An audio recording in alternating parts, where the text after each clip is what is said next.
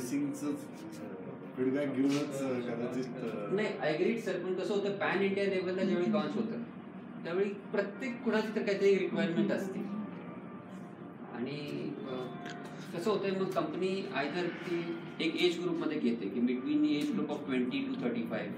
आतापर्यंत ब्लॅकबेरी तेच करत होतं तर त्यांनी ह्या अर्बन प्रोडक्ट लॉन्च करून जो वर्ग राहायला जायचा तो अर्बनमध्ये त्यांनी कव्हर केलेला आहे.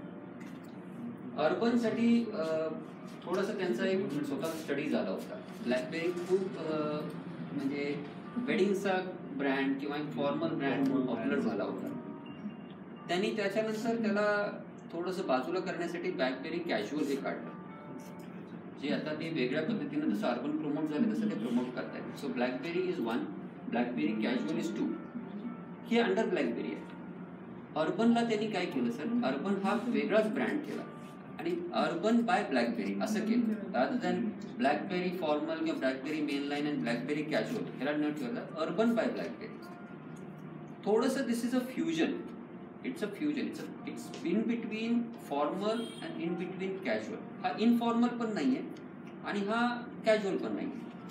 कन्सेप्ट कंपनीच्या डोक्यात हाच होता की ज्यावेळी हे इंट्रोड्यूस केलं की anyone who wears it irrelevant की age group, he should feel younger by minimum 5 years.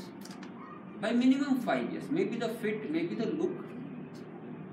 की तुम्हाला 5 वर्षापेक्षा मी जरासं यंगर वाटतो आणि जो एक घालण्याचा जो त्याचा एक क्लास आहे किंवा जो एक त्याचा एक वर्ग आहे, एनीवन हू वेअर्स इट. आणि मला उद्या जर एखाद्या मीटिंगला सुद्धा जायचं आहे and I am in a corporate house, तर माझा चेअरमॅन किंवा माझे व्हाईस प्रेसिडेंट किंवा प्रेसिडेंट त्या बोर्डला मीटिंगला आहेत आणि they are wearing a formal suit, पण I am wearing a Blackberry अर्बनचं मी एक जॅकेट घातलेलं आहे किंवा एक अर्बनचं शर्ट घातलेलं आहे, मी त्यांच्यासमोर ऑड वाटता का मला. I should give that relax look, not an odd look की मी आउट ऑफ द बॉक्स आलो. सो अशा काही गोष्टी त्यांनी विचार करून हा ब्रँड इंट्रोड्यूस केला. इंडियन ब्रँड्समध्ये हा एकच ब्रँड आहे ज्यानं हा एक्सपेरिमेंट केला आहे. पॅन इंडिया अजून एक्सक्लुझिव्ह अर्बनचे स्टोर्स पण नाही आहेत. This is the largest and the biggest store आणि या फॉर्मॅटमधला this is the first store. आता सेकंड स्टोर बँगलोरला आत्ता सुरू झाला. सो हा जो एक त्यांचा एक नवीन फॉर्मॅट होता त्या फॉर्मॅटमध्ये हा पहिला स्टोर आहे. आपण सुद्धा चालू करताना हा कन्सेप्ट विचार घेतला की टोटली जर सगळं लेआउट वेगळा आहे त्यामुळे थोडासा स्टोर मार्केटपेक्षा थोडासा वेगळा असावा, कारण ह्याचं कस्टमरचं एक फील वेगळं. कुठेही कोणाशी क्लॅश होत नाही, कुठेही कॉम्पिटिशन नाही.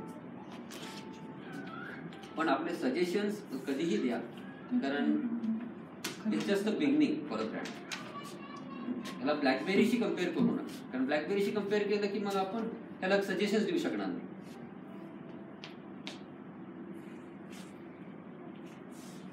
रेडी?